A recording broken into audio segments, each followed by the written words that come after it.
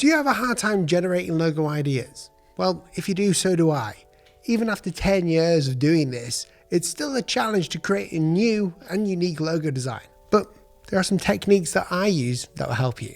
Recently, I've been working with a charity called Game Plan for Hope. Their purpose is to build a game plan and to support families in despair following a life-changing event. They asked if I could help rejuvenate their brand, and one way to do that was to create a brand new logo for them. So we'll be filming a full video about their rebrand in the new year, but for now, I wanted to show you 3 techniques that I've used for this project that are all based on our course over at Design Academy called Logo Launch. These techniques will make generating ideas so much easier for you. And if you like this kind of video, make sure to press that subscribe button down below. And I hope this video helps give you an insight into my process and gives you a boost if you're stuck in a creative rut. First technique is mind mapping. What is a mind map? Well, it's like a brainstorm. So instantly what I do is I write the keywords. So hope, game, plan. Okay, easily done. For your client, it could be anything. If it's a coffee shop, it could be coffee, cup. Anything visual that you can think of after this will help you along the way. So hope, what are some of the visuals for hope? Well, I like to do a heart. Sometimes it's a dove. Sometimes it's a globe icon. And a game, we have like a D-pad for remote controls. If you're struggling to find symbolism or anything, you can just check it on Google. So just type in game symbol. We have loads of remote controls. So we already have remote in there. We have the basic icons for Squid Game, which can make it look like a game, but I'll probably keep that away. We could even do a medal. That's what I would symbolize as a game as well. And a plan, I would say a dotted line. X marks the spot. And arrows, or maybe a list. So within this mind map, we have so much inspiration already that should be flowing around in your brain, because all we need to do now is go through each of these and work out whether they can work together. So a heart could be, with a dove. A heart could be with a dotted line. We could create an arrow with a globe. There are plenty of connections that we can make. Here's another mind map that I've done for a fake branding project I did a while ago, and it was about a portfolio website where it wouldn't use any AI in this website to showcase your work. You can see here all of the wording that I'm using, and we can get into real depth with this. Anything that strikes you as a resemblance or a connection to the brand, just write it down in here and it will help you follow the connection. Okay, technique number 2 is Mooboarding. A moodboard is a way of visually explaining a mood or a vibe, but I hate that word, the vibe, I hate it, but it makes so much sense.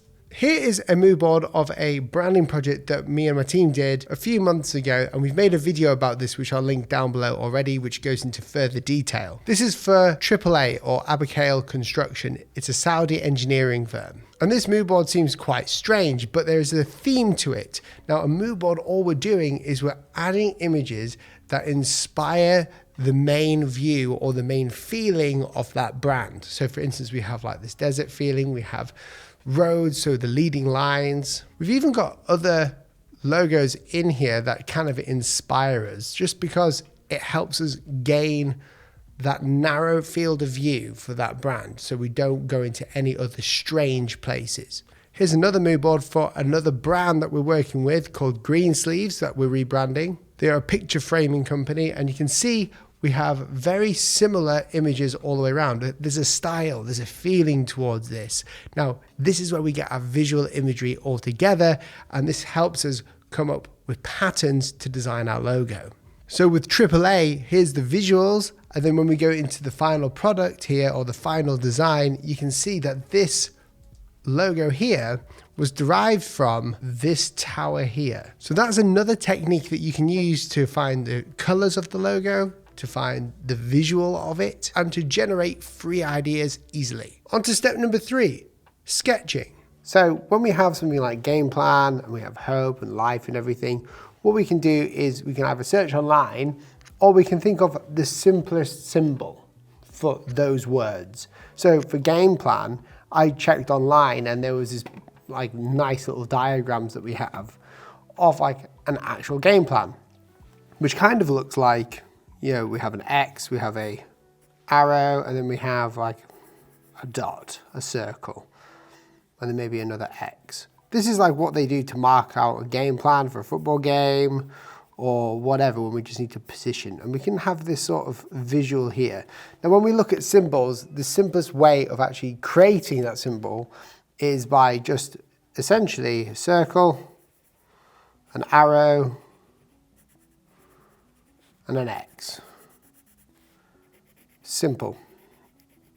That's like a nice little symbol that we could use as the game plan. Now, hope, that feeling of hope.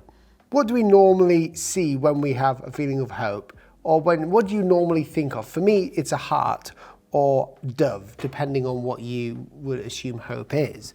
So I'm going to just draw out a heart, really simply. Draw out a heart symbol.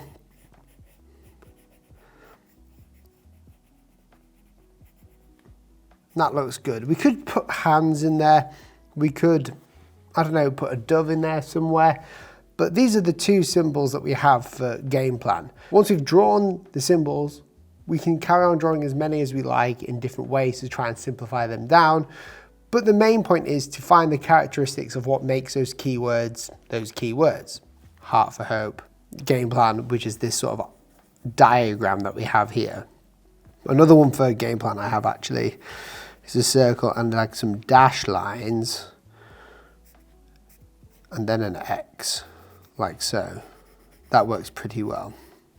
Okay, the next step is to mash these ideas together. So mash this game plan with the heart, and from there we can come up with a symbol that works well. So one thing that I do, that I press everyone to do, is spend 10 minutes of drawing these ideas. No matter what comes to mind, just draw it out. It will look bad.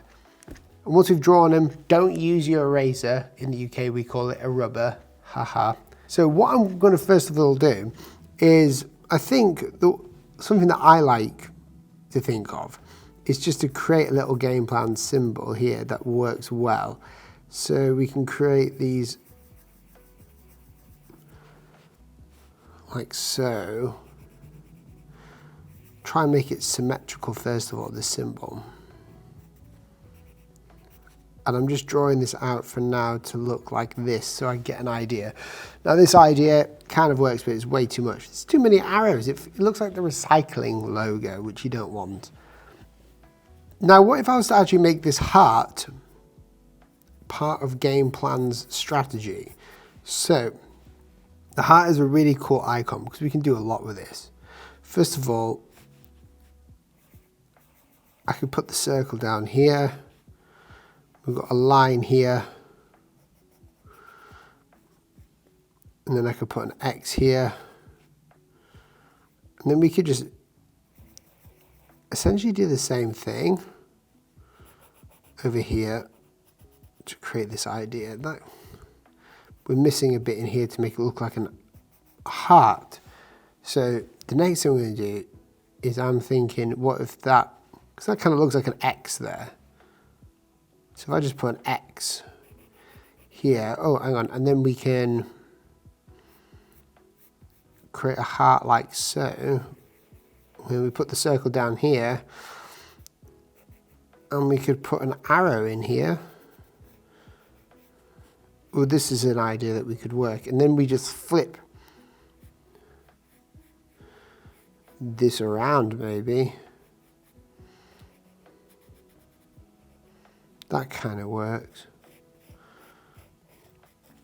So there's an idea there. It looks terrible. And a lot of the time, people who are new to logo design will think, I don't know how to draw, so I can't be a designer or a logo designer. Well, that's a big lie. You don't have to be able to draw to design. All we need to do is just get out our ideas. And the reason why we're using paper is because it's far cheaper and far quicker and far less distracting than going into the computer first of all and using Affinity Designer or whatever you use to create a logo. We just want to explore all the possibilities. Something else that I've realized as well is for hope we could do a smiley face. And the cool thing about this sort of game plan system is that we could create, I mean this might be really cheesy, but we could create kind of an X over here, you know, that's the spot. And we could use an arrow as the smiley face. I mean, that looks creepy. Now, I'm not a drawer. I can draw lettering, but I can't draw anything else but lettering, really. But we have an icon there. It's a game plan in the smile of a face, which shows, we have a plan to make them happy. We have a plan for hope. And that's one way we can show that. Let's try this heart one again, though, because I think I've got a really good feeling we can create this sort of heart logo there, but I should bring it down. We can make this, and I said not to use the eraser, but for this I am, because it's part of the drawing itself. Let's create this sort of line. Then we're going to create a circle down here. And I'm just going to make this a bit more refined. I'm going to be a bit more intentional with the idea. See where we can go with it.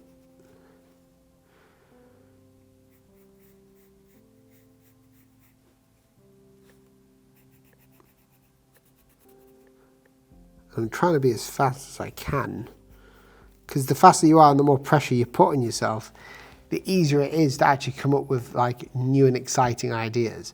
So here, what I really like is the fact that it's in the shape of a heart. It's not too complicated. I think the most complicated part is actually the fact that there's a lot of lines pointing everywhere, which can get quite difficult to determine when it's at small scales. What I do want to try, though, is if we create a heart shape here, just like so. What if I put the circle there and an X here, and then we could create a smiley face. I mean, that looks quite cheesy, but because it's for a charity, the logos for charities are different from logos for like companies most of the time, because it's supposed to invoke an idea. That looks quite cartoonish, but might be an idea there where the hurt eye is the X, and that's the game plan. Another way of doing it is if we create the heart here again. I'm not spending too much time on the idea generation part. I'm just going to rub it out slightly just so I have the silhouette. That's where an eraser comes in handy. Hello. Put the X here.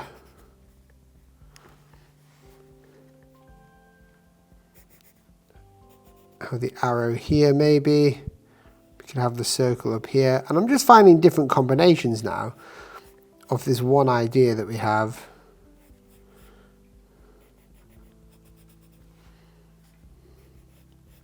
And what I like a combination, kind of like here. Ooh, that looks cool. But maybe this arrow comes up. No, that's not going to work. So with this idea, I'm just thickening up the lines. I think there is something here that we could use. I think if we put an arrow there, we get rid of some of this. Boom. That looks all right. There's something there. And just like that, we've created a couple of different concepts of a logo. Really as simple as that. All a logo really takes is for an idea to be implemented in a process. We've come up with the keywords for the brand or the company, so it's game plan, hope, life, turnaround, and smile. We've used those visuals of the words and we've packed them together in an idea.